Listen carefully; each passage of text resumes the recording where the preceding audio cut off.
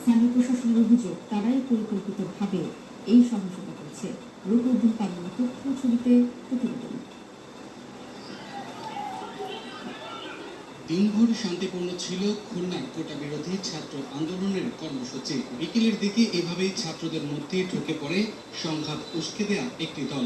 এ সময় ছাত্ররা পুলিশ ও সংঘাতকারীদের মাঝে দাঁড়িয়ে পরিস্থিতি শান্ত করারও চেষ্টা করেন। এ সময় কর্মসূচিতে দেখা যায় ৯০ দশকের খুলনা কমার্স কলেজের ছাত্র শিবিরের নেতা রফিককে, যিনি বর্তমানে জামায়াতের রুকন।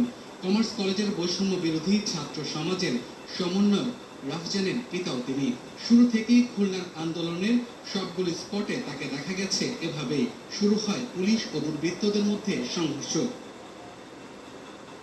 সন্ধ্যা ৬টার দিকে কর্মসূচি শেষ হওয়ার পরেই আন্দোলনকারীদের মধ্য থেকে মুখে মাস্ক পরা, গামছা দিয়ে মুখে ঢেকে রাখা একদল যুবক গল্লামারী এলাকায় এভাবেই পুলিশ সদস্য সুমন কুমার ঘরামির ওপর হামলা করে।